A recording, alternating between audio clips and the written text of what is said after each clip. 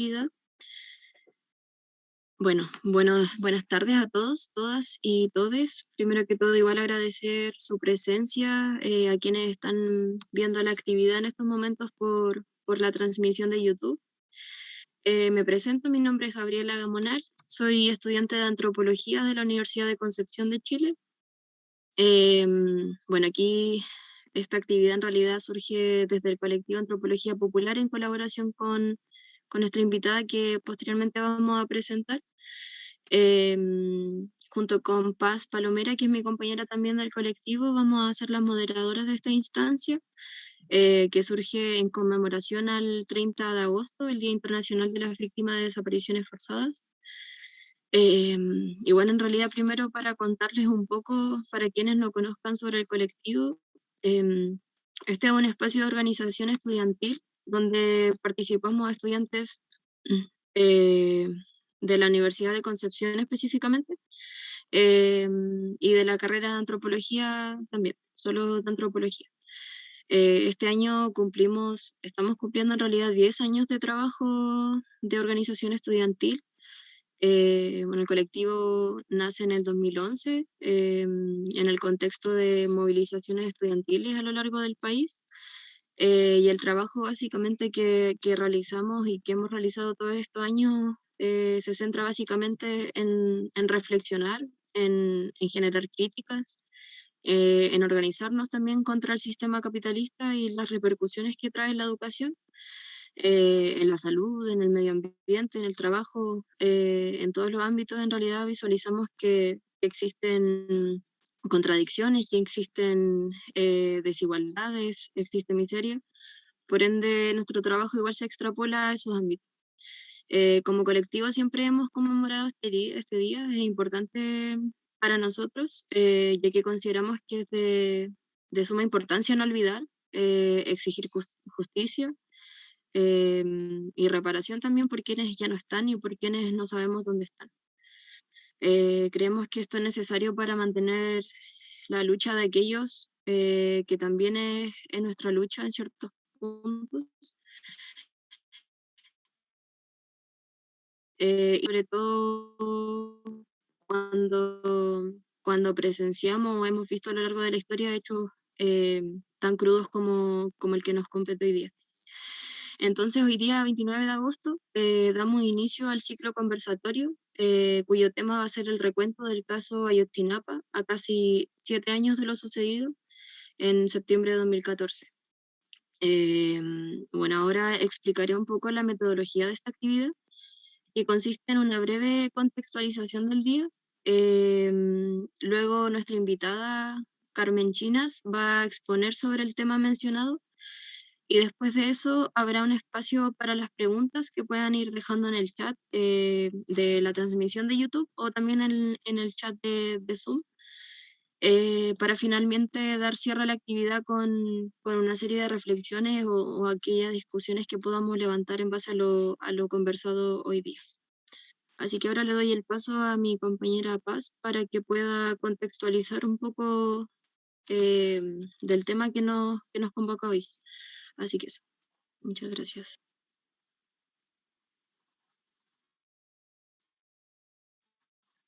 Gracias, compa. ¿Escuche bien? ¿Se escucha? Se escucha un poco cortado. A ver. Voy a decir a mi compañera acerca. Ahora sí. Ahora sí.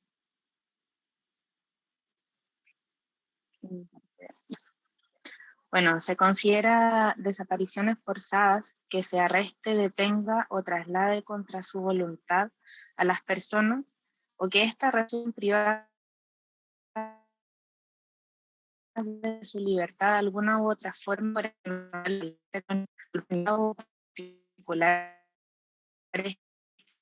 que actúan en nombre del gobierno de suerte para ver estas personas, viéndolas así a la protección de la ley.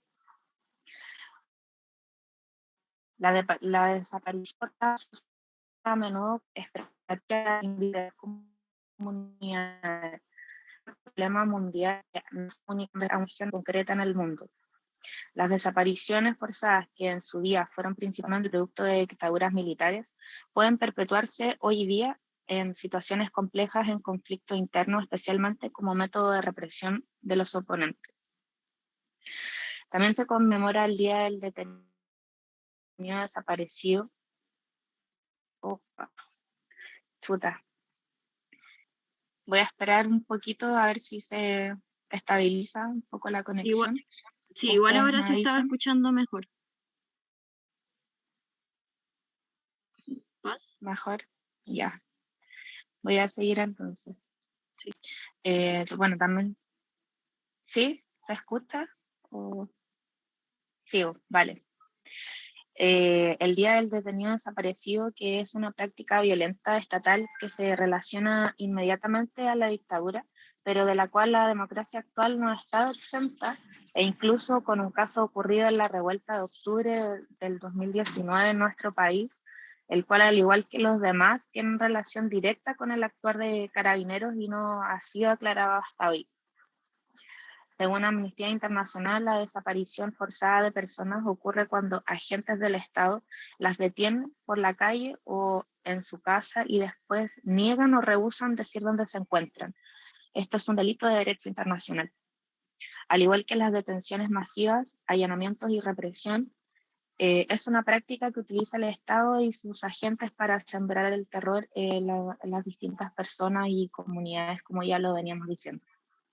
Bueno, ahora vamos a dar paso a presentar a nuestra expositora, Dolores del Carmen China Salazar, quien es doctora en Ciencias Sociales con especialidad en Sociología por la Universidad de Guadalajara, maestra en Ciencias Sociales con especialidad en Estudios Latinoamericanos y licenciada en Derecho.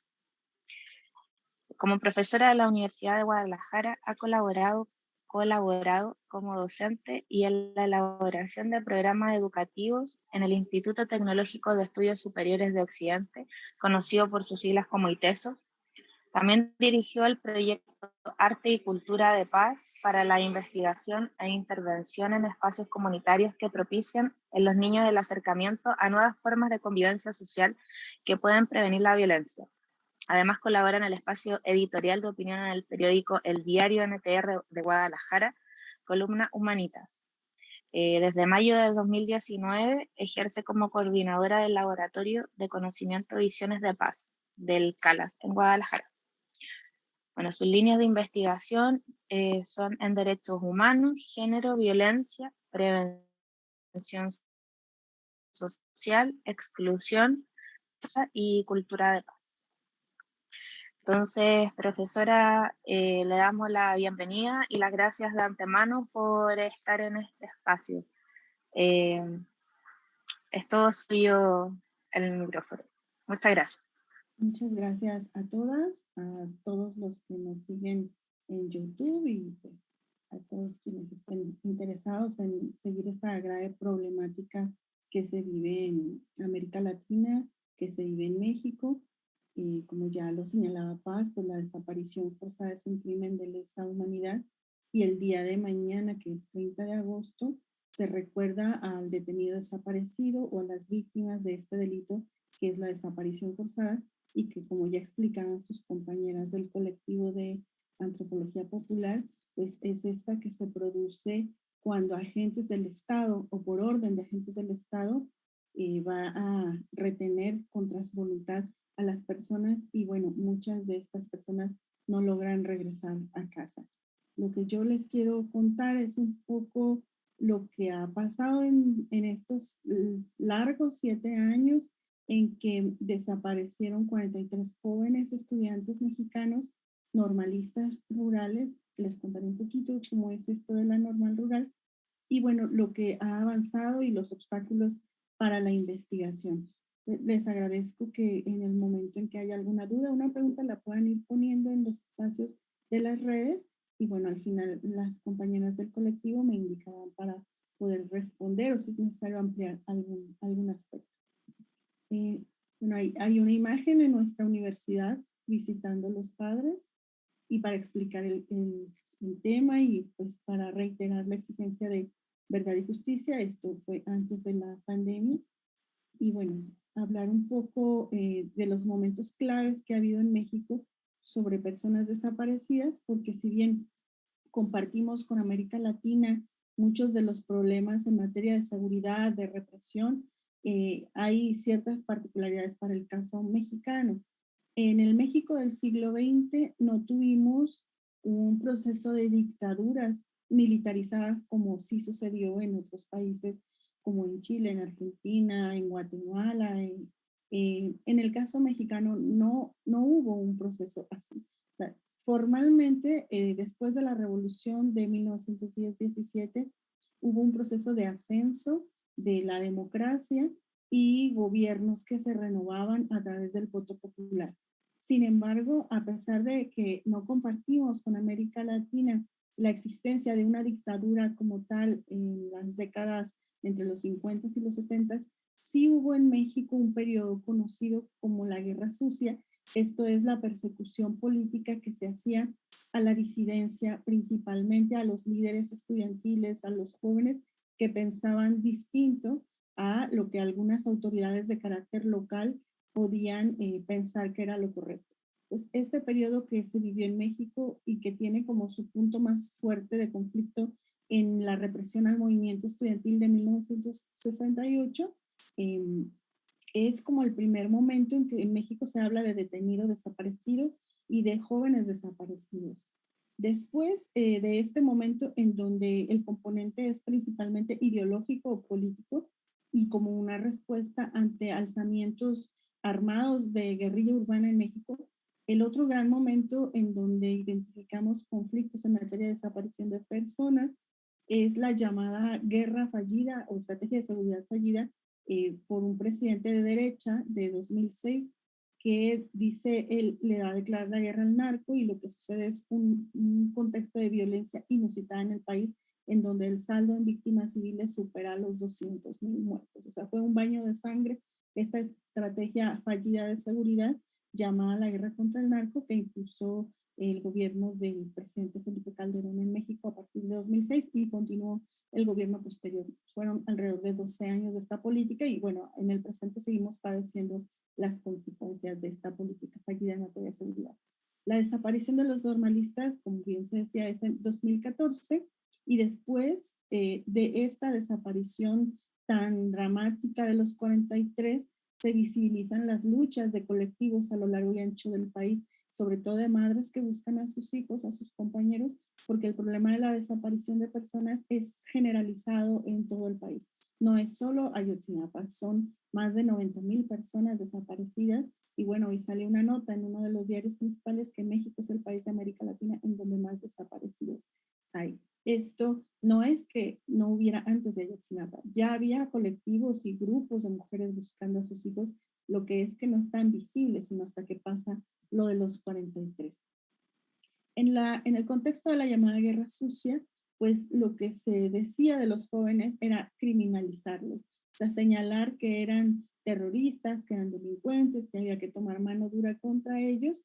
Y bueno, ahí en la imagen ustedes mirarán algunos rostros de estos jóvenes desaparecidos en ese contexto y que a la fecha no ha existido una comisión de verdad o una comisión que investigue sobre su paradero y que pues implemente mecanismos de reparación de daño o de sanción para los responsables. Apenas que en esta actual administración de gobierno federal, me refiero al cambio de la presidencia hacia un gobierno de un corte progresista o más comprometido con el tema de derechos humanos, es que a los familiares de desaparecidos del contexto de la guerra sucia se les está tomando en cuenta y se está reconociendo pues que fueron crímenes de Estado. Antes de eso era señalarles como delincuentes. Y bueno, ya hubo colectivos o grupos de búsqueda de madres. Sin embargo, el Estado como tal nunca reconoció la existencia de la desaparición forzada. Los colectivos señalaban que había desapariciones, pero el Estado mexicano no lo reconoció en ningún momento y pues hay dos hechos muy notorios de represión. Uno es 1968, con el movimiento juvenil que se había suscitado en muchos países del mundo, en México también, y bueno, la respuesta es una mano dura frente a la posibilidad de que los jóvenes pudieran, ese es el argumento del gobierno, boicotear las Olimpiadas, porque en el 68 en México se iban a realizar los Juegos Olímpicos y este movimiento surge un poco antes y entonces se dice que son grupos provocadores que quieren boicotear las Olimpiadas y se actúa de la manera más brutal, con tanques, con metrallas, interviniendo en la autonomía universitaria. Y después en el 72, otro acontecimiento fuerte conocido como el Halconazo. Aquí ya no hay presencia directa de Fuerzas Armadas, sino de grupos paramilitares que también hacen una fuerte represión a los jóvenes. La época en la prensa muy controlada, pues lo que decían era pues que eran provocadores, que querían boicotear, que se necesitaba una energía contra los alborotadores y que pues las autoridades habían actuado en consecuencia. La primera vez que en México se habla de desaparición forzada como un delito es en torno a la desaparición de un activista que vivía en Guerrero, el señor Rosendo Radilla, es retenido en un retén de militares junto a su hijo lo dejan en libertad, pero el señor Radilla se lo llevan y no se vuelve a saber de él. Ese caso se presenta ante la Corte Interamericana de Derechos Humanos en 2009, la desaparición del señor Radilla es en los 70 y la resolución de este caso de Rosendo Radilla es en 2011 y por primera vez se condena al Estado mexicano por desaparición forzada y se pide a las autoridades que armonicen todo el marco legislativo en materia de derechos humanos, en los códigos penales, para reconocer esto como un delito de lesa humanidad. O sea, antes de eso, legalmente no existía la desaparición forzada en México, como en los códigos y en las leyes, existía como una práctica que se instrumentó en el contexto de la llamada Guerra Sucia, como persecución ideológica en los 70s, o en este nuevo contexto en que destaca pues la presencia de inseguridad. En el caso de la sentencia del señor Radilla, que es la primera vez que el Estado mexicano recibe una condena por desaparición, pues se señala que el Estado no ha sancionado penalmente a los responsables, no ha asegurado a los familiares reparación, existe impunidad de los hechos y bueno, se establece una serie de medidas y se recomienda que el Estado mexicano atienda los estándares internacionales que refiere la Convención Interamericana sobre Desaparición Forzada. De manera paralela a lo que iba a pasar en Ayotzinapa, el estado de Guerrero es un estado muy particular. Ahí hay presencia de grupos de caciques desde hace muchos años, o sea, oligarquías de carácter local que controlan la población. Y hay también una tradición de lucha guerrillera y de lucha de movimiento social. Guerrero, que es la región de donde son estos 43, particularmente tiene pues esto presente en su historia. Y en el estado de Guerrero es el único lugar donde ha habido una comisión de verdad a nivel local. Somos una República Federal México, entonces tenemos autoridades federales, nacionales y autoridades estatales locales. En el caso local particular del estado de Guerrero, hubo una comisión de verdad que presenta su informe en 2014. No tiene que ver con lo que pasó con los normalistas, pero llama la atención cuando señalan ellos en Guerrero, en la comisión de verdad, que la represión al ser dirigente social disidente, miembro de algún movimiento de oposición de izquierda o comunista, simpatizar o presuntamente simpatizar con los grupos guerrilleros, ser familiar o llevar el apellido de algún guerrillero o la simple sospecha de que alguien pertenece a la guerrilla ya se consideraba una amenaza para el Estado. Hasta hoy es el único documento como institucional que existe de una comisión de verdad, pero esto es solo en el estado de Guerrero. Y este informe va a salir a unos cuantos días después de lo que pasó el 26 de septiembre de 2014 y pues el informe se quedó como corto con relación a todo lo que vendría después para el caso Ayotzinapa. Y voy a intentar pues hacer una síntesis entonces de los hechos y que en todos los espacios universitarios se impulsaron acciones también de solidaridad, de exigencia, de presentación con vida desde un principio, de avances en las investigaciones y bueno, el país entero se movilizó por los 43. ¿Qué significa la Escuela Normal Rural Raúl Isidro Burgos, de donde vienen estos jóvenes de Guerrero? Pues en el proyecto de la Revolución Mexicana, que sustenta en sus bases los derechos sociales, aquellos que tienen que ver con la educación, con el trabajo, con la salud, van a surgir escuelas rurales, normales, en donde se van a formar los hijos de campesinos, los hijos de indígenas que no tienen posibilidad de acceder a otro sistema educativo por la distancia o por el lugar en que se encuentren.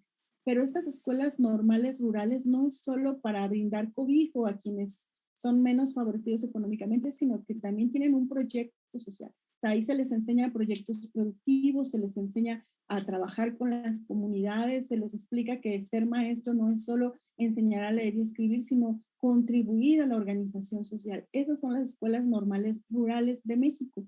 Había una por cada estado de la República, más de 32, pero con el proyecto neoliberal estas escuelas eran totalmente incompatibles, porque su ideología va hacia lo social, hacia lo comunitario, hacia el beneficio colectivo, hacia enseñar pues a las comunidades a organizarse y exigir derechos, y pues todo esto era en contra de lo que el neoliberalismo con este individualismo rapaz establece. Entonces, las escuelas normales rurales fueron desapareciendo, las cerraban, y los normalistas luchaban por sostener sus escuelas, por mantener el internado, porque los jóvenes viven ahí. En México eso no existe, solo en las normales rurales no hay internados o casas de estudiantes, ahí los hay, y pues porque hubiera recursos, ¿no?, para sostener su escuela. Ha sido una lucha constante desde que se instaló el neoliberalismo, que va en contra del proyecto de las normales rurales. Ahora persisten 16 en todo el país, una de ellas es la escuela de Ayotzinapa, y bueno, estas escuelas tienen una gran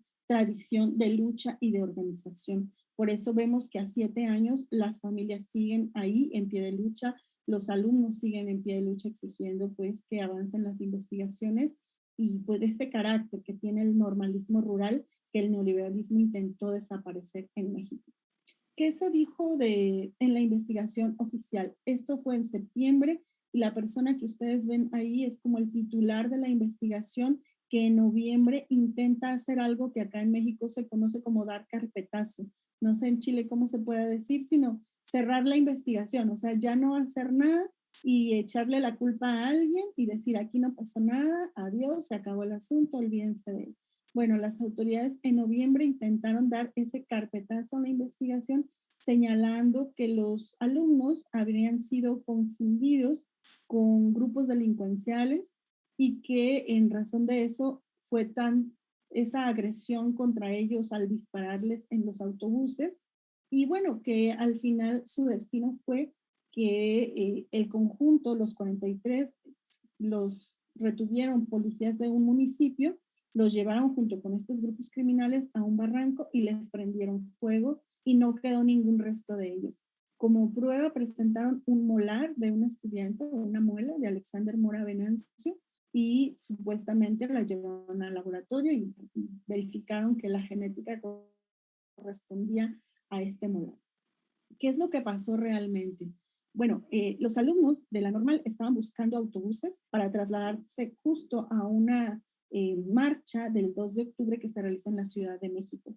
Esa práctica era común en las universidades de México, tomar buses. Ya no lo es, pero en esas regiones sigue siendo una práctica, y de hecho tienen un acuerdo con los dueños de que toman la unidad y no pasa nada. O sea, la ponen a resguardo, el chofer sabe que tiene que atender lo que los estudiantes le pidan, y así. O sea, es un convenio que tienen ya.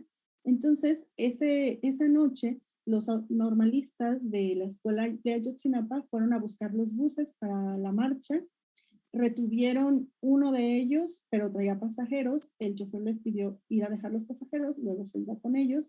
Cuando ya se tenían que ir, el chofer ya no quiso, entonces vinieron otros normalistas a apoyar y salieron de Iguala, que es la población como más grande, 5 autobuses para irse a la marcha. Cuando iban saliendo de Iguala, llegaron distintas policías y los atacaron de una forma brutal. O sea, les lanzaron ráfagas de fuego, les dispararon armas de alto calibre, dispararon incluso contra un autobús que no era de los normalistas, sino de un equipo de fútbol, con una violencia inusitada. y pues no hubo una explicación de por qué actuó la autoridad de esa manera. Después el grupo de expertos independientes que vino trataría de establecer otras líneas de investigación. Pero para noviembre, con esta presentación de su verdad, de decir fueron quemados en el basurero de Cocula, las autoridades mexicanas pretenden cerrar la investigación. De inmediato, pues los padres se inconforman, las madres, los familiares, por muchas razones, porque era imposible técnicamente esa quema que señalaron en el tal basurero, o sea, no puedes quemar 43 cuerpos usando como llantas o palos que estaban en el lugar. Eso fue un discurso inverosímil y le llamaron la verdad histórica. Las familias dijeron que eso era una mentira histórica. El supuesto molar del estudiante identificado lo plantaron, decimos acá, o sea, no hubo cadena de custodia de dónde se recuperó el resto y de repente apareció ahí. Entonces, era un resto que puso ahí la autoridad para intentar sustentar su versión de los hechos y presentaron supuestos testimonios. Después se descubrió que esos testimonios de los que teóricamente habrían hecho la quema en el basurero fueron obtenidos mediante tortura. O sea, ni siquiera eran criminales quienes presentaron ahí las autoridades mexicanas como autores materiales, sino eran trabajadores que los torturaron y incluso hay videos sobre ello y les obligaron a declarar que ellos habían llevado a los estudiantes y que les habían quemado. Eso fue una burda mentira y falsificación de la verdad. Ante ello, pues las familias piden la intervención de la Comisión Interamericana y se crea un mecanismo de seguimiento que se llamó el Grupo Interdisciplinario de Expertos Independientes que vinieron a apoyar. Pero bueno, esto, o sea, las autoridades mostraron líneas de investigación absurdas, inverosímiles, totalmente falsas, y los mismos padres dijeron, eso no es posible, ese día estuvo lloviendo, los padres fueron al supuesto basurero para ver si había quema, no había restos de quema. Bueno, realmente hicieron un absurdo con la investigación. Con el equipo de expertos, fueron dos, el GIEI y el equipo de expertos argentinos forenses que vinieron a apoyar por solicitud de los padres. Y ellos empezaron a mostrar hallazgos que las autoridades mexicanas pasaron por alto. Por ejemplo, las autoridades de México jamás dijeron que había un autobús número 5, dijeron que eran 4 buses. El GIEI dice, no, hay 5 autobuses. Ese bus nunca hubo una cadena de custodia, no se procesó como prueba, se dejó de lado. Y bueno, el GIEI empezó a hacer su primer informe a los 6 meses, un segundo informe al año de estar acá, y después de ese informe el gobierno mexicano ya no quiso que se ratificara su presencia. Les pidió retirarse y se fueron de México sin terminar la investigación. Entre muchos de los aportes del GIEI, además de tratar a las víctimas como desde una perspectiva de derechos humanos y no criminalizarles, es que no hay tal quema en el basurero. O sea, ellos señalan que es imposible técnicamente que eso hubiera sucedido y que las autoridades tendrían que establecer líneas de investigación distintas. Una línea de investigación es que en esos buses se hacía trasiego de droga y que los normalistas, pues sin percatarse, se llevarían un autobús con un cargamento de esa naturaleza. Pero bueno, las autoridades mexicanas jamás quisieron abrir otras líneas. Para ellos los alumnos fueron quemados ahí en Cúpula y cerraron la investigación. El GIEI señala muchos elementos pues que son difíciles hoy de recuperar. O sea, una investigación mal hecha es difícil volver a realizarla después de tantos años porque en 2018 termina pues un gobierno que lo único que hizo fue como tratar de ocultar los hechos y mantener los pactos de silencio entre las distintas autoridades omisas. Intentar ahora investigar es muy complejo, pero bueno, el GIEI señala que hubo ocultamiento de la verdad.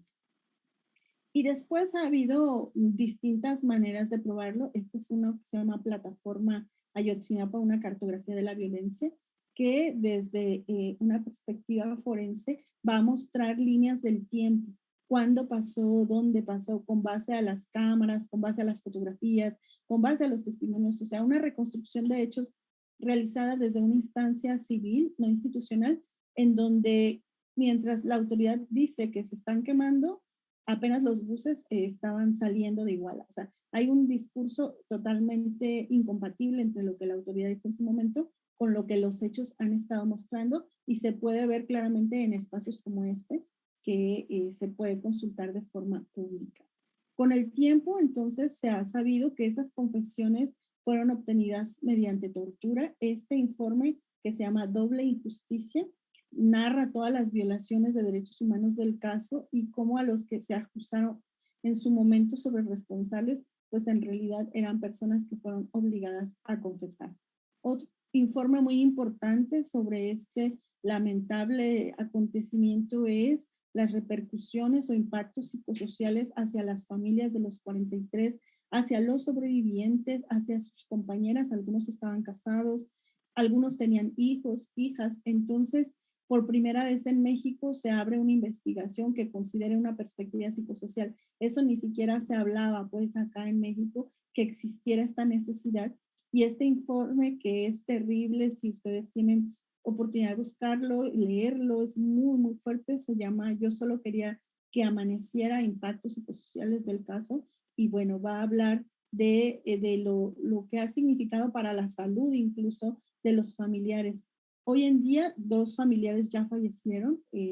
Minerva Bello, ella murió de cáncer sin poder ver a su hijo, y recientemente el papá de Bruno también falleció. Hay otro padre que está hospitalizado. O sea, los impactos en materia de salud han sido muy fuertes para las familias que en 7 años no han dejado de buscar a sus hijos, y aquí se hace el recuento, pues, de este daño, de lo que significa.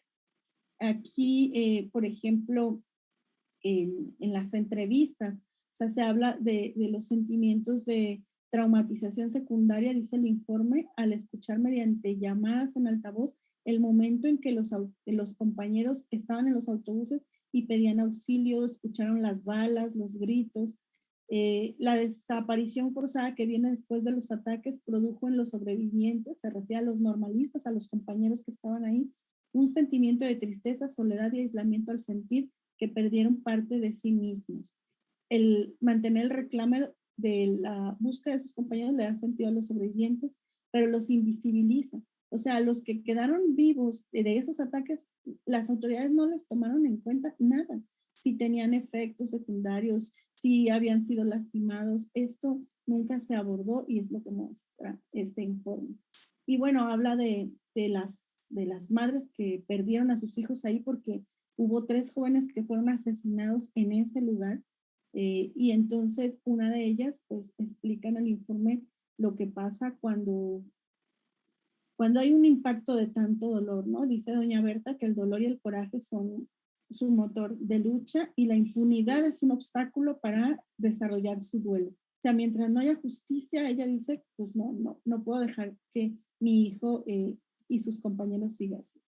Y quizá pues el tema más fuerte aquí de los asesinados en el lugar es el de Julio César Mondragón. Este joven le quitaron el rostro, y cuando las imágenes al día siguiente en redes se publican, pues está desollado, o sea, no tiene cara. Y su compañera en el informe dice que ella lo vio así, o sea, que se enteró de la muerte de su esposo con esas imágenes sin rostro, y que no se ha podido quitar esta imagen pues de su impresión. Y la familia también narra en este informe que ahora recuerdan más a Julio César con esa fotografía que estuvo circulando en redes que con el rostro que él tiene, pues, de un joven normalista.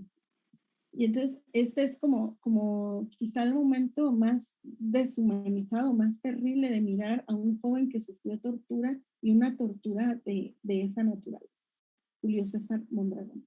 Y bueno, los familiares dicen, es que no están ni vivos ni muertos. Hay una especie de duelo continuado por no poder hacer pues este cierre, o llevarles a enterrar y a recordarles, sino que ellos han exigido que se sepa con certeza el paradero, porque ya los han querido engañar, como con esto del basurero de Cocula. Y bueno, es realmente un proceso que no continúa. Dicen los padres, en el país no hay justicia. para nosotros que somos pobres. Entiendan la desaparición de sus hijos como la continuación de la violencia estructural y sistémica que aqueja a las comunidades por ser campesinos, indígenas y en condiciones de pobreza extrema. A pesar de ser ciudadanos, su experiencia de vida los marca como sujetos sin derechos. O sea, muchos de ellos no hablaban español y bueno, tuvieron que hacerlo para exigir y presentar testimonios ante distintas cortes de derechos humanos con relación a la búsqueda de sus hijos. Ahí se instaló en Ciudad de México un antimonumento para recordarles, el antimonumento de los 43, y bueno, es un lugar en donde las madres y padres acostumbran de forma frecuente estar ahí y exigir desde ese espacio, esa trinchera, la presentación con vida y avances de la investigación de sus hijos. ¿Qué ha pasado con la investigación? Bueno, hay un cambio de gobierno en México en 2018. Uno de los compromisos principales del actual presidente es con las víctimas de la violencia en México, no solo con los 43, y a diferencia de los gobiernos anteriores que eran claramente de derecha, pues ahora hay una actitud de mayor acercamiento y en ese sentido, desde que había campaña, los padres se acercaron, las madres, y hubo un compromiso de avanzar en las investigaciones. De hecho, el primer decreto que hay de este gobierno es instalar una comisión de seguimiento para el caso que se llama La Cobaja, Ayotzinapa, y pues también la Fiscalía crea una unidad especial de investigación y litigación para el caso Ayotzinapa. Estas dos como instancias van a intentar avanzar en las investigaciones, pues ahora los padres y madres tienen oportunidad de reunirse y saber de viva voz cómo van las cosas, pero también de ser coadyuvantes. Y digamos que algunas de las líneas de investigación que dejó el GIEI como necesarias, se les ha dado continuidad. Hasta hoy, solo 3 normalistas han sido identificados plenamente. Esto se ha hecho en el laboratorio de Innsbruck y en colaboración con el equipo forense. El primero, Alexander Mora, que fue en 2014, noviembre, que la cadena de custodia, les decía yo, no quedó clara, o sea, no hubo un seguimiento de dónde se tomó esa prueba, pero sí es el resto de él. El segundo estudiante identificado plenamente es Cristian Alfonso Rodríguez Telumbre y recientemente Yoshivani Guerrero de la Cruz, en un lugar diferente al que las autoridades señalaron en su momento en 2014. Tanto a Cristian como a Yoshivani se les encontró en otro lugar. Y en el caso particular de Yoshivani, que es el más reciente, no hay indicios de fuego en el resto que encontraron, pero han encontrado restos pequeñitos, fragmentos de hueso. Y bueno, eso es lo que hasta hoy hay en la identificación. Y en este mecanismo de seguimiento, pues los padres han tenido reuniones directas con el presidente de la República, con el comisionado de derechos humanos y con el fiscal encargado del caso. Se han hecho órdenes de aprehensión, se ha pedido abrir líneas de investigación, se ha permitido o pedido que el ejército también abra sus puertas para que las madres y padres puedan ir a los lugares en donde es cercano a Ayotzinapa, los sitios militares. Pero bueno, la verdad es que frente a lo que pasó no hay como tantos avances, no se avanza tan rápido como se quisiera.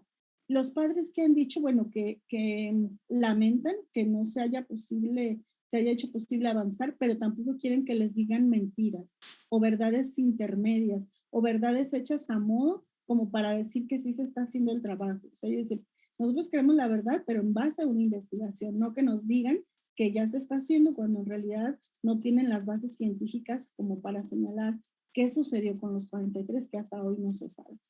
Para cerrar, pues quería contarles un poquito que esta tragedia de los 43 se hizo visible, que en el país entero había un drama en materia de desaparición de personas y digamos que en el marco de esta lucha, muchos colectivos de madres, principalmente mujeres quienes son las que los integran, salen a buscar, a hacer esto que las autoridades no hicieron en su momento, o sea, a ir a los cerros, a ir a lugares de exterminio, a fosas clandestinas para encontrarles. Entonces, las mujeres en México, las madres, se convirtieron, pues, por la ausencia de la autoridad, en acompañantes, defensores de derechos humanos, pero también en peritos forenses que están ahí luchando en esos lugares peligrosos para encontrar a sus hijos.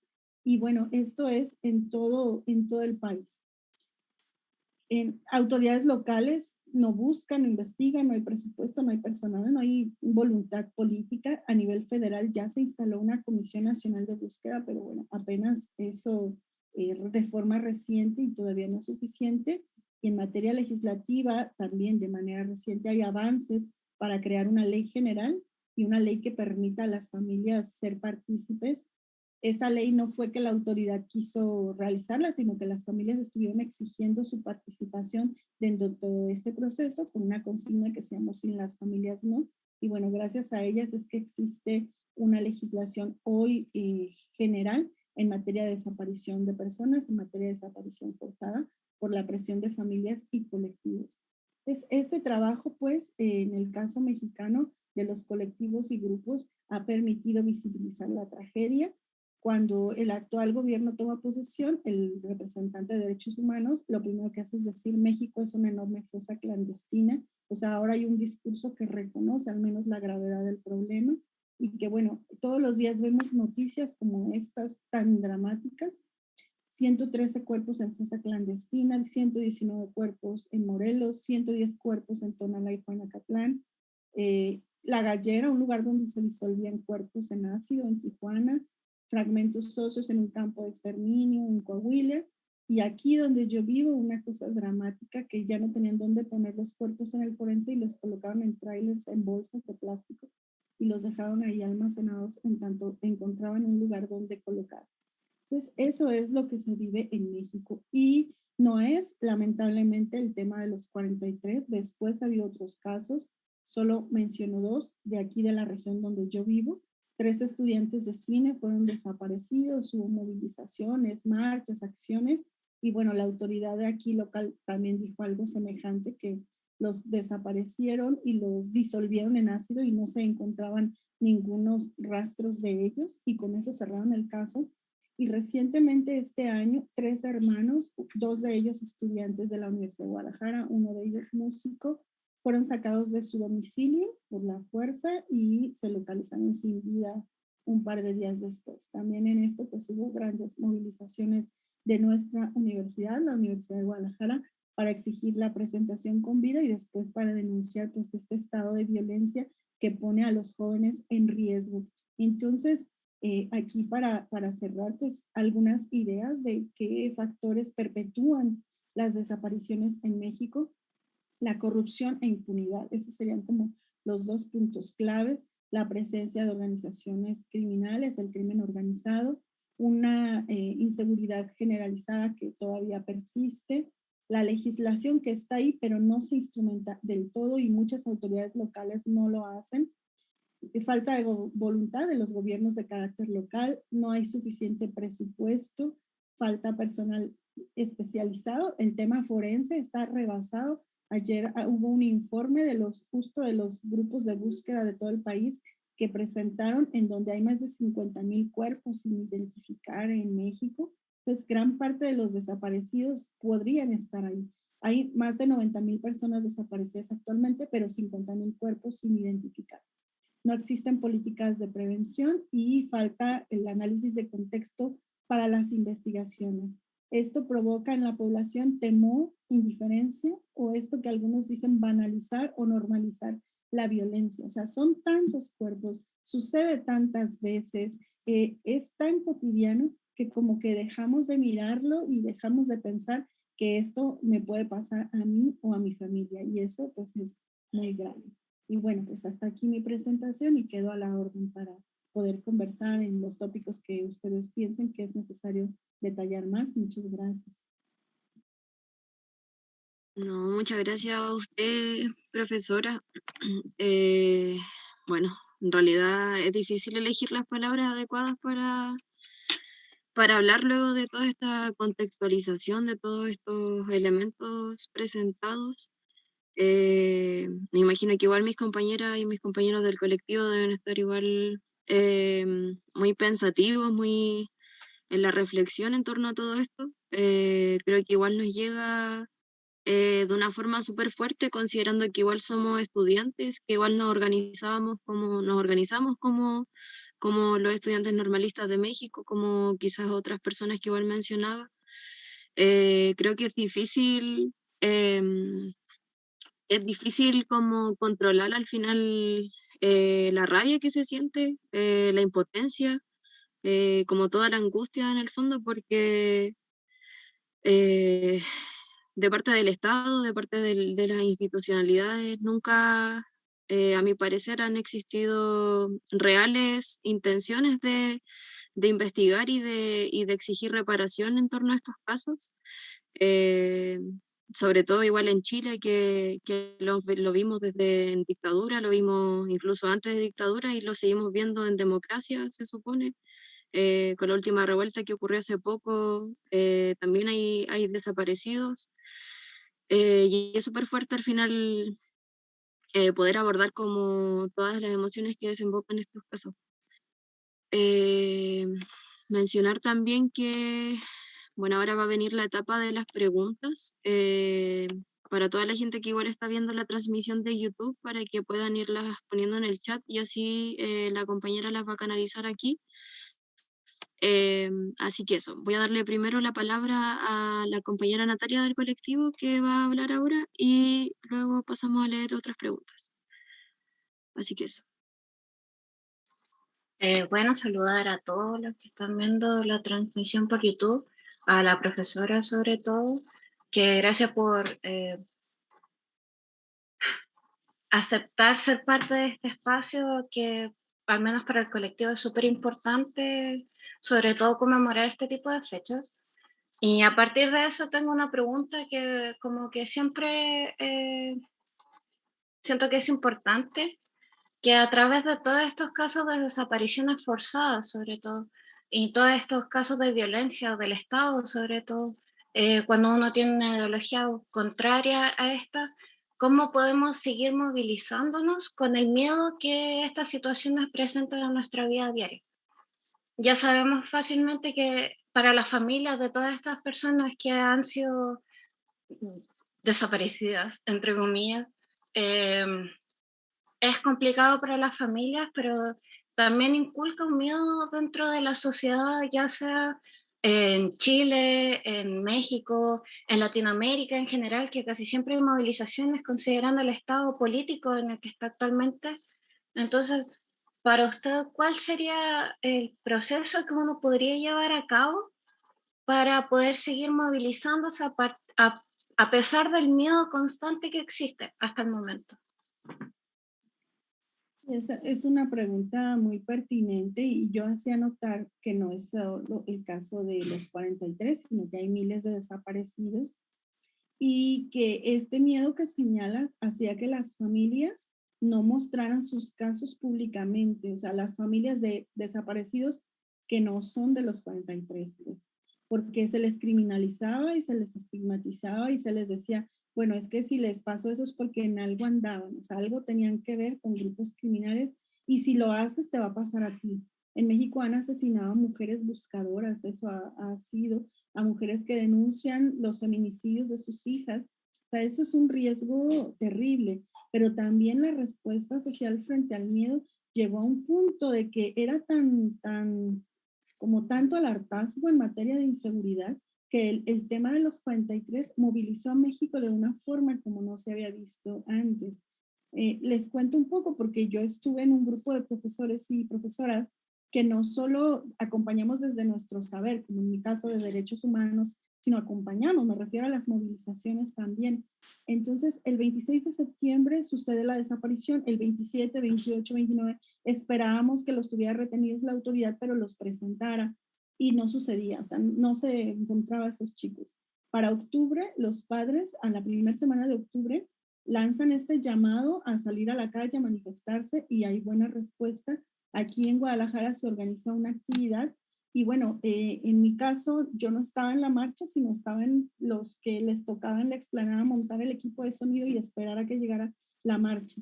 Cuando la marcha se estaba acercando, yo fui a encontrarles y lo primero que miré en las primeras filas eran rostros de mujeres con sus fotografías en las manos, pero no eran de los 43, eran de los desaparecidos de Jalisco, y eran muchísimos, y ni siquiera yo me había dado cuenta de cuántos desaparecidos había en el lugar en el que yo vivo, porque eso no se hace público por miedo. Lo que hace esto con los 43 y estas movilizaciones es que se visibilizan los rostros de los normalistas, pero de muchos desaparecidos, muchos. Y entonces en Guadalajara nos sorprendimos de ver que en las primeras filas de esta marcha, las madres de aquí de Jalisco llevaban los rostros de sus hijos desaparecidos y ni siquiera nos habíamos dado cuenta de la dimensión de la tragedia. Entonces, creo que parte de esto es sensibilizar porque fue muy difícil cambiar la narrativa de que los normalistas no eran revoltosos, no se lo merecían, no es porque eran criminales, sino eran estudiantes exigiendo sus derechos. Pero la narrativa social que ya les había estigmatizado estaba presente y estuvo presente ahí durante mucho tiempo. Luego las narrativas en las familias, mejor ya no busques, mejor no vayas, no te metas en problema, no te vaya a pasar a ti. Romper ese miedo, como señalas, es muy, muy difícil. Pienso que un elemento importante para romper ese miedo es el acompañamiento social que debemos hacer. El tema de la desaparición forzada no es solo que impacta a las familias, es que nos impacta a todos, porque a cualquiera de nosotros nos puede pasar. Y entonces, en Jalisco particularmente, donde yo vivo, después de los 43, hubo esta situación de los 3 jóvenes estudiantes de cine, que ya no eran normalistas rurales, campesinos, indígenas, eran muchachos de clase media que estudiaban en una escuela privada y que también se los llevaron. Entonces, esto nos pone en riesgo, digamos, a todos. Entonces, el acompañamiento social que implica el ser solidarios, el defender una causa, puede ser una herramienta para dejar de sentir ese miedo, que las madres no están solas, que los padres no están solos en su búsqueda y que ellos lo hacen por sus hijos, pero también lo hacen para que todos nosotros vivamos en entornos con mayor seguridad. Pienso que esa es una de las maneras en donde se puede romper el miedo, el que haya un respaldo social importante, y el otro es luchar por la justicia, o sea, la justicia en el sentido de que la impunidad sea debidamente atendida y castigada. México es uno de los países con más alto índice de impunidad, y no solo por la percepción, sino porque los datos oficiales señalan que de los delitos que existen en México solo se denuncia alrededor de un 7%. Tenemos 93% de delitos que no se denuncian, y de ese 7% solo se investiga alrededor del 40%. O sea, tienen investigación o carpeta, y entonces tenemos un índice de impunidad que llega al 96%. ¿Cómo vas a intentar movilizarte si sabes que puede pasar y pasar y pasar desapariciones, feminicidios, y las autoridades no hacen nada? Entonces, exigir que las autoridades implementen un mecanismo real de atención a la justicia es otra manera. Pues combatir la impunidad también puede ayudar a combatir el miedo que representa el que la sociedad salga a las calles, que las familias sigan exigiendo que haya verdad, justicia, y por supuesto hay otros mecanismos legales, ¿no?, de protección que a veces no funcionan, pero que hay que exigirlos, de protección a las defensoras y defensores de derechos humanos, que teóricamente están ahí, pero pues que en la práctica son difíciles de implementar. Y el otro tema que es ser sensibles, porque como decía yo, estas notas aparecen y aparecen y aparecen en la prensa que ya uno no las ve. Hay personas que eligen no ver, quizá también para resguardar su, pues, su estabilidad emocional, no quieren enterarse que en el municipio al lado, a 15 minutos de donde vivo, encontraron una fosa con 115 cuerpos. A lo mejor prefiero no enterarme, aunque esté ahí la nota, para no sentirme como vulnerable frente a esta tragedia social. Entonces, este es un tema que también es necesario poner en la palestra pública y en la agenda política, y que las autoridades de todos los niveles se comprometan a atender temas sensibles en materia de derechos humanos que demandan una atención urgente y que no están siendo pues atendidos o no se están aplicando las políticas de prevención correctas, y bueno, eso a todos nos sitúa en vulnerabilidad. Eso creo que el miedo es algo muy fuerte, pero el acompañamiento social puede ayudar a vencerlo. Gracias, Muchas profesora. gracias. Hay un saludo en el chat de Sofía Navas para la profesora. Muchas gracias. Con respecto, yo tengo una pregunta que hacerle. de acuerdo al tiempo en que han ido transcurriendo estas desapariciones forzadas, tanto en el 68, 72 y así hasta el 2014 con los 43, eh, desde su perspectiva, ¿ha visto algún avance, algún cambio en la política, tanto llamémoslo lo del presidente, de ahí hacia abajo? Eh, en las cabezas de gobierno, ¿ha visto algún atisbo de verdad, de justicia, o solamente ha sido un presidente tras otro, una autoridad tras otra, en que solamente hacen cortinas de humo frente a la verdad que se necesita para el pueblo? Y bueno, en el marco de la llamada guerra social, esto que señalamos de las desapariciones en 60s y 70s, se crearon colectivos y grupos, uno de ellos encabezado por una mujer que en México fue como la pionera de la búsqueda. Ella tiene a su hijo desaparecido, ya es una mujer muy mayor, Rosario Ibarra, pero otros comités de Eureka y demás que han estado como exigiendo avances en la investigación y que también aquellos que han sobrevivido, porque pues ya pasaron mucho tiempo del 68, sean pues sancionados como responsables, que haya un informe de comisión de verdad y que se repare el daño, porque todavía hay hijos e hijas, como sucede en Argentina con hijos e hijas de desaparecidos. En México también hay hijos e hijas de personas que fueron detenidas desaparecidas en el marco de la guerra social y que siguen exigiendo que haya verdad. De hecho, este caso del señor Rosendo Radilla, que yo les platicaba, que es un paradigma en materia de derecho, es su hija, Tita, la que va a hacer todo el proceso para exigir justicia y la búsqueda de su padre. Y Tita está ahí, es una señora mayor, pero sigue ella participando y han tenido reuniones con el actual presidente de la República. ¿Qué es lo que yo veo? Que he seguido estos temas pues desde antes que pasara a Ayotzinapa por mi especial interés en América Latina. Hoy hay un cambio de discurso al menos. O sea, el actual gobierno tiene un compromiso que marcó desde un principio en materia de derechos humanos y varios de sus colaboradores son gente que estuvo cerca del 68, o sea, que fueron jóvenes que recibieron represión en el 68. Por tanto, los sitúa comprometidos con las víctimas. Uno de ellos, que es el subsecretario de Derechos Humanos, Alejandro Encinas, se ha reunido con sobrevivientes de tortura de la guerra social, se ha reunido con familiares, han establecido, aunque no lo crean, nunca se reconoció que el tema Ayotzinapa de los 43 y la desaparición era una desaparición forzada. En materia de la investigación jamás se dijo que era una desaparición forzada. Hoy se reconoce como desaparición forzada. No es un tema de nombrarlo, sino que el ser desaparición forzada obliga al Estado a buscar y se convierte en un delito, un crimen de lesa humanidad y no prescribe. Si hablamos de otro tipo como secuestro, hay un periodo para buscarles y si no el delito prescribe. Cuando estamos en desaparición forzada, la autoridad y el Estado están obligados a buscar sin prescripción, o sea, sin que pase el tiempo. Bueno, apenas se califica como desaparición forzada lo de los 43 con este gobierno. ¿Qué más ha hecho? Pues reconocer la competencia del Comité de Naciones Unidas en materia de desapariciones, que esto era una exigencia de las familias, pero no se había reconocido. Hoy es competente el comité y entonces las familias pueden recurrir a esa instancia internacional.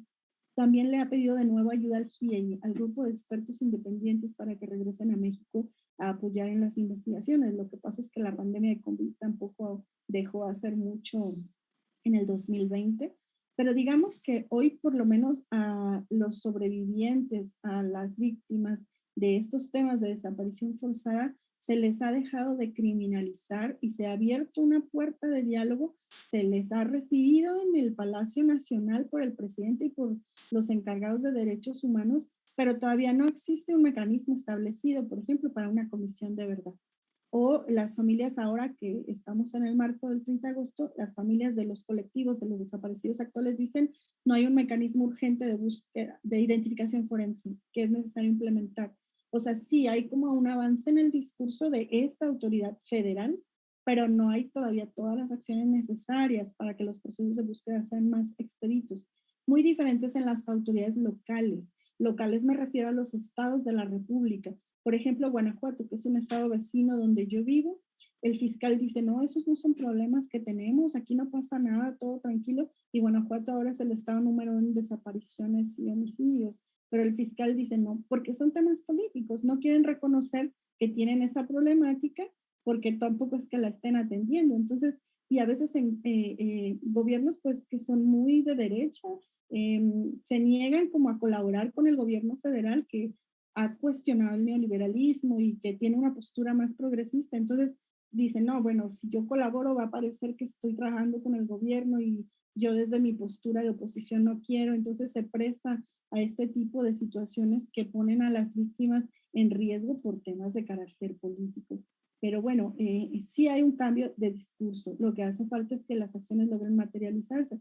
Y bueno, ahí hay un elemento que señalaba Ángela Buitrago del GIEI, que después de tantos años las pruebas, en el caso de Ayotzinapa, se van perdiendo. O sea, no es tan sencillo recomponer cuando las autoridades anteriores lo que se dedicaron fue a ocultar información. Si tergiversaron toda la investigación para ocultar los hechos, luego ahora cuesta mucho intentar recomponer. Es muy difícil, pero yo veo que hay colaboración. Ayer estuvo un grupo de forenses de Guatemala y el grupo de expertos de Argentina siguen en México intentando coadyuvar con las familias pues en la identificación de datos, pero nos falta muchísimo. Es que ¿quién iba a pensar que en México iba a haber 50,000 cuerpos sin identificar? Eso es inimaginable. Pero esto ha pasado en los últimos años y pues no hay capacidades ni de personal ni de recursos para atender una crisis forense de esa naturaleza. Y esto que impacta mucho, que son los familiares, han encontrado fosas clandestinas, han encontrado tiraderos, vertederos, las familias, no la autoridad. Hay autoridades locales de los estados, son 32 estados, no quieren salir, no quieren buscar, no quieren arriesgarse, no quieren poner personal y son las familias las que están ahí yendo a buscar en campo. Eso es terrible, pero eso pasa en este país. Las madres buscando a sus hijos porque la autoridad se niega a hacer su trabajo. Entonces, es como complicado, porque aunque haya una voluntad federal, aunque haya una comisión nacional de búsqueda ahora, aunque esa comisión tiene un plan por implementar, luego llegan a lo local y en lo local no se mueve nada, porque también hay complicidades, ¿no? Pues si hay policías, si hay autoridades coludidas, pues si llegan ahí, mueven todo y se van a dar cuenta de que están coludidos con el crimen. Entonces, también por eso es que a nivel local no se quiere hacer nada. Ahora las desapariciones forzadas que se están presentando, por lo menos en la región donde yo vivo, son de policías municipales.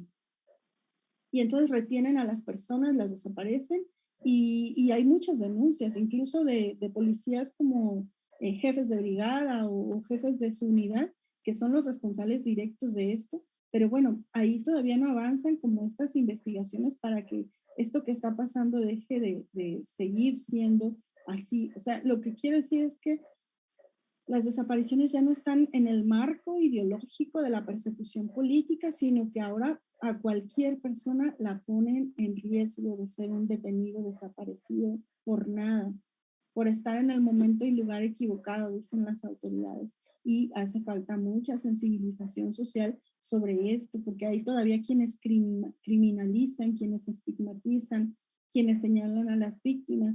Del caso de los 43, yo les podía contar infinidad de aberraciones que se dijeron. Padres cuiden a sus hijos, padres que, ¿por qué permiten que sus hijos anden en marchas? Si estuvieran en casa estudiando no les hubiera pasado nada. Bueno, un discurso de criminalización impactante y todo eso cuesta trabajo romperlo y pues ahí estamos también, ¿no? Los profesores para dialogar con nuestros estudiantes sobre estas problemáticas sociales y pues hacerles ver que esto que pasa no debiera ser así. Ningún joven debiera temer por su seguridad cuando sale a una marcha, cuando sale a la calle. Los jóvenes tienen derecho a protestar, a organizarse, a tomar la calle y el espacio público, claro que sí, y nadie debería criminalizarlos. Muchas gracias, profesora. Tenemos preguntitas en el chat. Paula Rivera dice, en el contexto del miedo de las víctimas como de familiares y testigos, ¿cuál es la documentación que se debe desarrollar en primera instancia en casos tanto como de desapariciones como de torturas? Acá se ha avanzado en protocolos, se llama protocolo homologado de búsqueda y se han creado dos instancias, unas que son las comisiones estatales de búsqueda de los estados y otras que son las fiscalías especializadas. En el caso de las comisiones estatales, los avances que ha habido es que se presente la desaparición sin documentos, o sea, mi dicho es suficiente. Si yo digo que un familiar ha desaparecido, eso es suficiente para que la autoridad empiece a buscar. Esto antes no pasaba. A las personas le decían, espérese 48 horas, sin considerar que las primeras horas son fundamentales para localizar a una persona con vida. Les decían, si es mujer, este se fue con el novio, si es joven, ya regresará, anda de fin de semana de fiesta. Siempre tenían una manera, pues, de quitarse la responsabilidad. Ahora no, ahora después de toda esta presión de los colectivos y las familias, los avances legislativos llevan, pues, a que haya una comisión estatal en cada estado de la República y que se les deba buscar sin que medien documentos. Cuando no se les localiza, entonces ya entra una carpeta de investigación y en esta carpeta es donde se aportan las pruebas. Lo que más se pide rápido, así que es necesario, son las sábanas de llamadas, donde están todas las llamadas de los números de celular, la localización geoespacial del teléfono y las cámaras de C4 que hay en muchos lugares o de vigilancia, de videovigilancia en la calle o de negocios particulares. Esas son como las primeras medidas que debe proveer la autoridad para localizar a alguien de forma inmediata. Y ya luego empiezan las unidades de análisis de contexto, pero ahora el punto importante que ha cambiado es que a las familias se les permite la coadyuvancia, o sea, estar ahí participando también en las investigaciones y aportando datos que lleven al paradero. Pero entonces primero tenemos como esta instancia de comisión de búsqueda que debe actuar así de inmediato sin que medien documentos y si esta comisión no les localiza, entonces empieza la carpeta de investigación que es donde se presentan todos estos documentos necesarios pues para saber el contexto de la desaparición.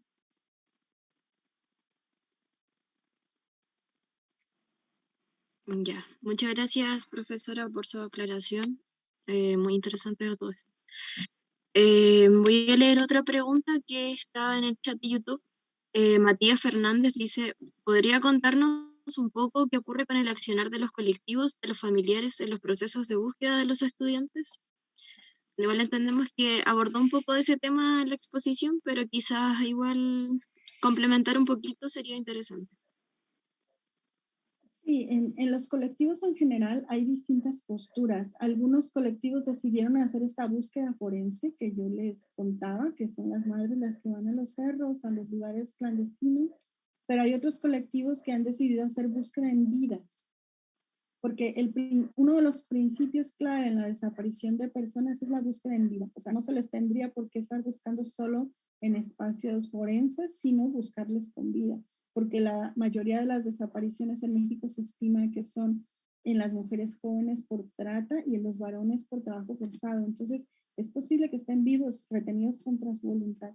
Por tanto, el principio fundamental es la búsqueda en vida y se organizan caravanas de distintas regiones para ir a buscar en cárceles, en hospitales, para ir con las policías y preguntarles, llevar las fotografías. O sea, los familiares privilegian esta búsqueda en vida que organizan en distintos momentos.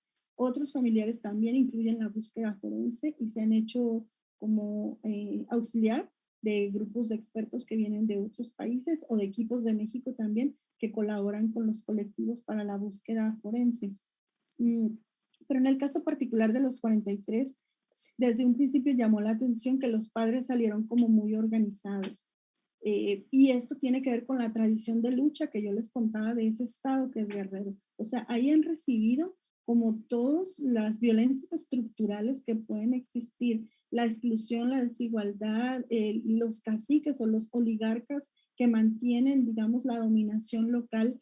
Y es un estado que siempre ha tenido una tradición de lucha fuerte, de organización social, de organización comunitaria. Entonces los padres salieron en conjunto a luchar para que sus hijos regresaran a casa y se les quiso intimidar, les quisieron comprar diciéndoles que les daban dinero pero dejaran de buscar, se les quiso dividir como de que, miren, a ustedes sí los trato bien y tienen reuniones con la autoridad, ustedes no porque son más radicales, pero los padres y madres se han mantenido firmes como conjunto de personas que tienen un solo propósito que es buscar a sus hijos. Pero bueno, esto después de tantos años pesa mucho. Hay padres que dejaron de hacer lo que sea que hacían para dedicarse solo a buscar. Y la solidaridad ayuda, pero llega un punto en donde ya no es posible. O sea, necesitan recursos para movilizarse, para ir a distintos lugares. Ellos son de Guerrero, de comunidades muy apartadas. Tendrían que moverse a la capital, que es Chilpancingo, luego moverse a la Ciudad de México, a las regiones del país, a seguir insistiendo en la búsqueda. Es muy desgastante. Y en el tema de la salud, su salud está siendo muy, muy precaria. Hay padres ya muy complicados con el tema de la diabetes, por el estrés, por las tensiones que les ha generado, y todos ellos son de familias campesinas de muy, muy bajos recursos. Entonces, la búsqueda en este caso se hace todavía más difícil conforme pasa el tiempo, pero ellos mantienen este espíritu colectivo de mantenerse ahí para exigir la presentación con vida de sus hijos y para lo que sea que se les informe, se haga de manera científica. Han dicho, bueno, si se ha encontrado el resto de uno de nuestros hijos, pues que sea así, pero que se haga conforme a todas las pruebas científicas forenses que no den lugar a duda.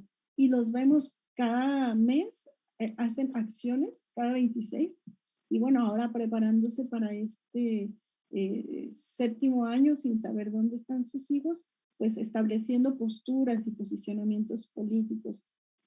A mí en lo personal me tocó que a uno de los padres se le preguntara que qué opinaba del gobierno anterior, que fue un gobierno terrible en materia de derechos humanos, el de Peña Nieto. Hubo muchísimas violaciones, masacres. No, fue un gobierno espantoso en ese sentido. Y entonces a uno de los padres le dijeron, bueno, ¿y usted quiere tumbar al gobierno? Y él dijo, no, yo no quiero tumbar al gobierno, yo quiero saber dónde está mi hijo. ¿Yo por qué querría tumbar al gobierno? Lo que hago es denunciar que este gobierno es omiso, que hay cero avances en investigación.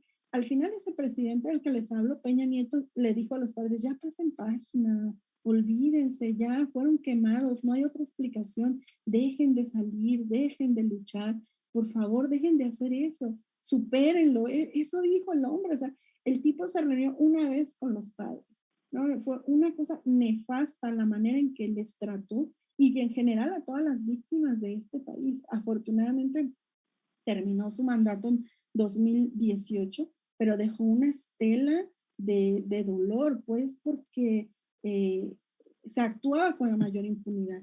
Entonces, los padres siguen organizados, las madres siguen ahí.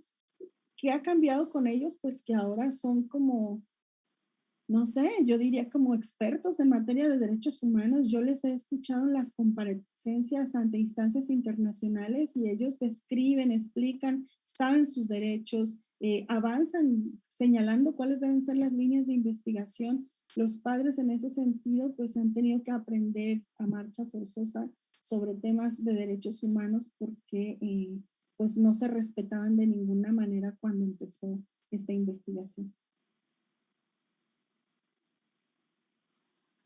Muchas gracias, profesora.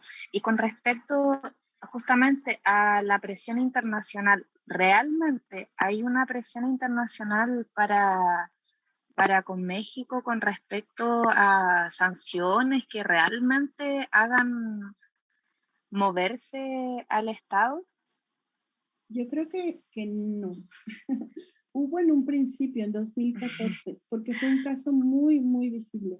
Y hubo pronunciamientos de, no sé, del Parlamento norteamericano, de la Unión Europea, de organizaciones solidarias desde la sociedad civil que presionaban a las autoridades mexicanas, pero fuera de este como primer momento de exigencia, pues se va diluyendo el reclamo internacional por justicia y se vuelve un asunto más bien de carácter local. Lo que hay que se estableció un mecanismo de seguimiento con la Comisión Interamericana de Derechos Humanos a la que el Estado mexicano está obligado y eso es como lo que han estado haciendo actualmente con esta comisión de atención a víctimas que se reúne cada mes con los padres. Pero bueno, los padres y madres han dicho, bueno, es que no solamente queremos reunirnos, queremos avances en las investigaciones y eso parece que está como, pues, como estancado. Sí hay informes y se dice, ahí ha habido tantas búsquedas, se ha ido a tantos lugares, se presentaron tantas órdenes de aprehensión, pero bueno, nada de eso hasta hoy es suficiente para saber sobre el paradero, que al final es lo que importa. qué fue lo que pasó con los 43 y el tema de la verdad, de la justicia y la no repetición, además de la reparación del daño, que son los principios mínimos de justicia transicional que debieran implementarse en estos casos de crímenes de lesa humanidad, además de la memoria que ustedes ya hablaba, Gabriela, al principio, que es importante pues mantener la memoria viva. Hay jóvenes ahora que hace 7 años, no sé, tenían 11, 12, que han ingresado a la universidad y que para ellos es como sí, yo escuché algo, pero no tienen mayor contexto de lo que pasó. Entonces, mantener la memoria también es un tema importante pues para que haya justicia y para que finalmente se rompa la impunidad. Y bueno, yo creo que igual todos esperamos pueda suceder eso en algún momento. Hay más preguntas en el chat. La voy a leer a continuación. Dice, desde la visión de las organizaciones y enfrentados a la realidad política, no solo en México, que solo busca la mejor foto que les asegure su permanencia en el poder, ¿es posible creer en el compromiso de las autoridades en la búsqueda de los desaparecidos y en la aplicación de justicia?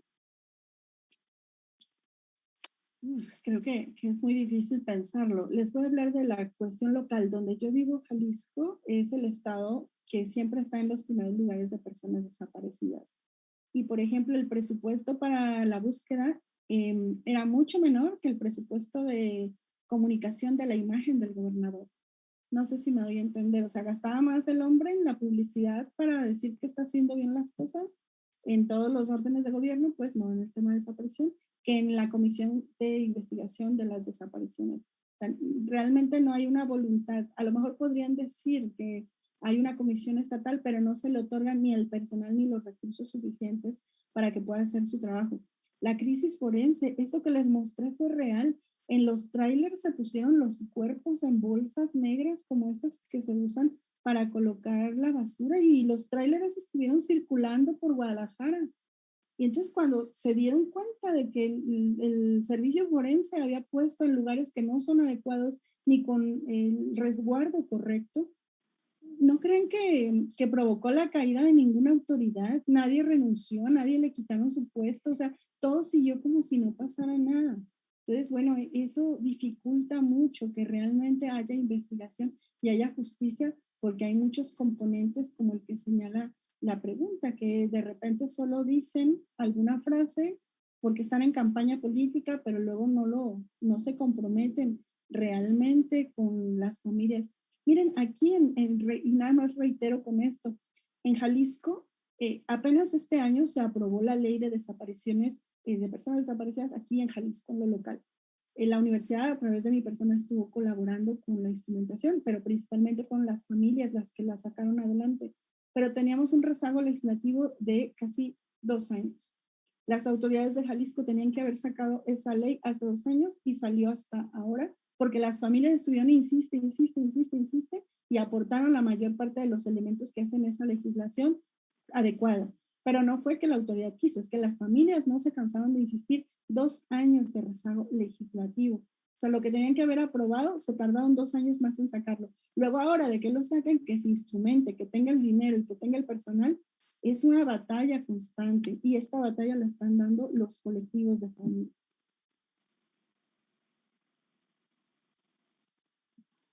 Muchas gracias, profesora. Acá hay un saludito que se nos pasó. Dice de José Santos Cervantes. Saludos y mi reconocimiento a la doctora Carmen Chinas, no solo por dominio del tema, sino también por su participación solidaria con los familiares de los desaparecidos. Ese era el saludito. Y Natalia Regada comenta, considerando la muerte de cada generación como proceso natural, ¿cómo podemos seguir recordando y defendiendo la memoria de las personas desaparecidas cuando ya no queda familia viva? Eso está pasando con los desaparecidos de los 60, que las señoras, las madres ya no están físicamente, o la pareja, ¿no? Tampoco. Bueno, en algún momento son los hijos quienes toman la batuta, los nietos, pero también yo pienso que hay algo que no hemos abordado aquí, pues porque no era quizá nuestro tema ahora, el arte y la memoria. las manifestaciones artísticas ayudan mucho, mucho a sensibilizar y a visibilizar y a mantener viva la memoria, la gráfica, los murales, los performances, el teatro. Creo que son maneras de transmitir a las nuevas generaciones esto que ha pasado, esta narrativa, de un modo pues menos duro, como lo que yo hice ahora de hablarles de informes institucionales, pero a lo mejor los relatos, humanizar, ¿no? Quiénes eran estos jóvenes, cómo eran sus familias, dónde vivían, los documentales que se han hecho también, que hay sobre Ayotzinapa, hay varios sobre lo del 68, no tanto. Entonces, esto también ha impactado mucho en las generaciones jóvenes que no tienen más contexto de lo que pasó. Pienso que el arte es necesariamente una herramienta de cambio y de transformación social y de hablar o contar estas historias tan dramáticas. A lo mejor ustedes no van a mirar este informe de impactos psicosociales, pero ven un documental y se percatan de la tragedia que los padres están viviendo en el día a día en la búsqueda, ¿no? Como el que se llama El paso de la tortuga, que habla desde las familias, o como el de la intervención del ejército, que se llama Mirar Morir, o como los movimientos sociales de acompañamiento, que se llama Ayotzinapa, Crónica de un Crimen de Estado. Son documentales que a lo mejor en una hora y 20 pueden pues relatar mejor lo que yo ahora estoy intentando contar. Entonces creo que esta es una forma importante de preservar la memoria a través del arte, de la gráfica y de la presencia pues de grupos defensores de derechos humanos que hacen su trabajo. Bien, muchas gracias por su respuesta, profesora. Bueno, igual decirles que la parte que mencionó sobre el arte, que en realidad no hace harto sentido nosotros como espacio, porque no hemos hecho el trabajo de ir replanteándonos el qué hacer, el qué podemos hacer desde nuestros espacios, el qué facultades tenemos también para hacerlo, y ante eso igual hemos pensado en propuestas como nuevos proyectos también vinculando el arte y la memoria, lo político y también todo ese tema. Así que le agradecemos igual esa respuesta, que siento que igual nos motiva un poco a seguir por esa senda al fin y al cabo. Bueno, voy a leer en realidad la última pregunta que queda, que dice: ¿cuál es el rol actual de la prensa en la difusión de estos temas? No como lo morboso o sensacionalista, sino como la responsabilidad que les cabe de informar. Digamos que la prensa tradicional, la prensa comercial, pues sí se ha colgado de ese discurso de criminalizar. Pero lo que yo veo valioso es que hay ahora muchos espacios de prensa independiente, de investigadores e investigadoras periodísticos comprometidos con temas de derechos humanos y de esta tragedia de la desaparición. Entonces, me da gusto ver trabajos serios, bien sustentados, que ponen a las víctimas en el centro, que recuperan a través de los medios de prensa independiente las voces de quienes están buscando, y eso es más visible en el México de hoy, o sea, más espacios para la prensa independiente. Y bueno, les compartía yo al inicio un trabajo del que no hablamos, que es justo la creación de un memorial sobre los 43, en el que participaron estudiantes, tanto en hacer los rostros como en poesía. Y creo que si lo ponen en el chat en YouTube para quienes tengan interés, que se llama Arte Guardián de la Memoria.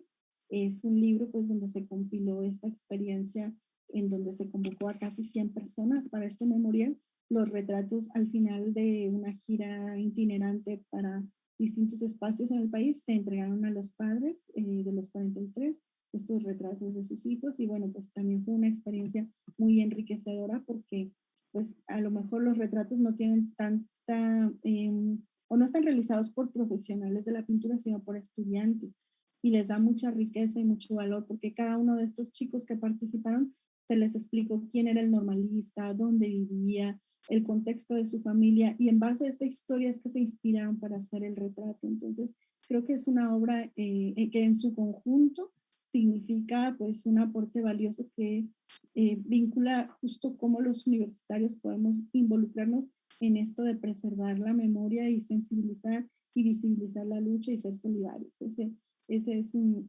documento que pueden descargar libremente. Y otro que es más desde la parte jurídica social, se llama Reflexiones sobre Ayotzinapa en la perspectiva nacional, que también es de libre descarga, está en la biblioteca de Claxo y pues quienes estén interesadas e interesados pueden por ahí mirar un poco más, además de todos estos informes oficiales que están en la página que se creó por este gobierno actual de seguimiento de la Comisión de Víctimas. Ahí hay como muchos informes sobre esto que hablaba yo de la tortura, impactos psicosociales, que también son de libre descargo. O sea, hay demasiado como material para hacer un análisis profundo del caso, pero bueno, pues no quisiéramos analizar el caso, quisiéramos que se encontrara a los normalistas, que se supiera qué fue lo que pasó con ellos, que se sancione a los responsables, incluido el más alto nivel de gobierno, si fue responsable, que también sea sancionado penalmente o ante la Corte Penal Internacional, aquellas autoridades que les mandaron desaparecer, y pues que finalmente los padres puedan tener un poco de paz cuando llegue la justicia y se ponga un alto a la impunidad.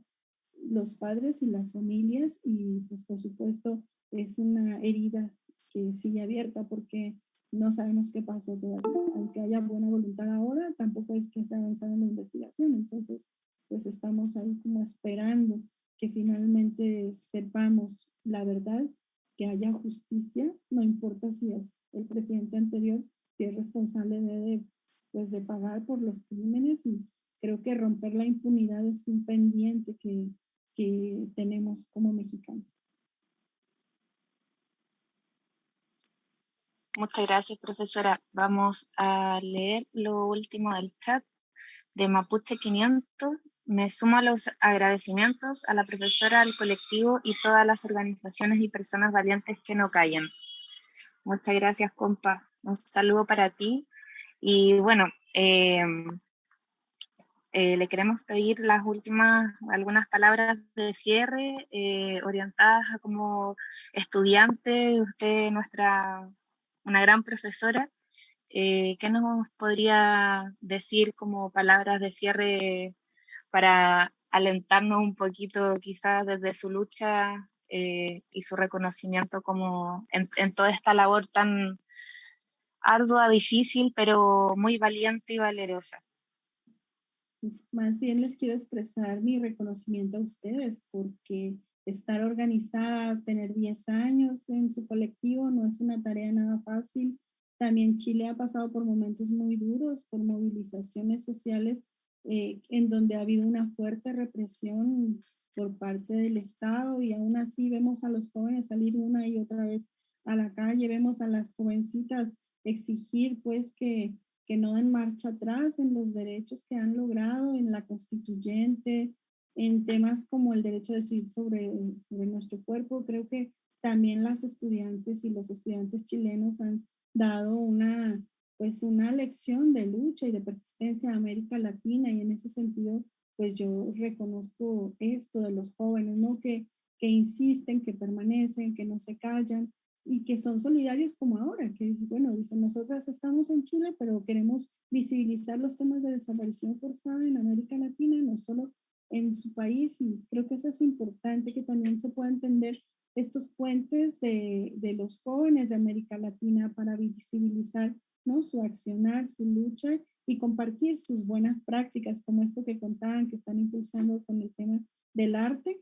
Acá en la Universidad de Guadalajara, algunas alumnas están trabajando ahora con un proyecto de mural contra el feminicidio en el centro universitario, también producto de una discusión colectiva, y bueno, creo que por ahí va, ¿no? Y que los jóvenes sean pues suficientemente solidarios y conscientes para poder accionar en colectivos y grupos y visibilizar todas estas luchas que aún hace falta por realizar, ¿no? El tema de la violencia contra las mujeres, de las personas desaparecidas, de las violaciones de derechos humanos en todos los sentidos.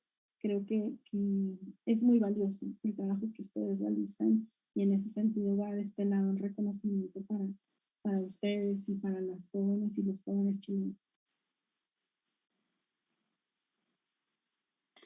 Bien, muchas gracias nuevamente, profesora, por tanto. Creo que todas quedamos como un poco como entre escalofríos, como entre esperanzadas, como una mezcla de emociones. al fin y al cabo. La Daniela Baeza, nuestra compañera, pone en el chat, muchas gracias, un corazón. Gracias por darles el trabajo de difundir una labor tan esencial.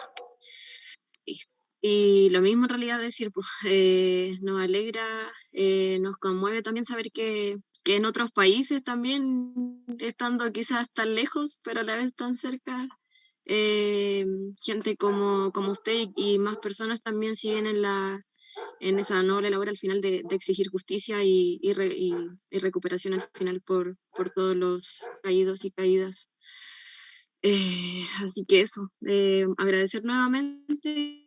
Yo sé que hay compañeros de aquí de la sesión que no pueden prender su micrófono por el tema de la transmisión, pero igual le transmito como esos agradecimientos a usted. Así que eso. Muchas gracias a todos quienes nos siguieron por las redes y pues mi abrazo solidario a la juventud chilena. Muchas gracias, igual a usted, profesor.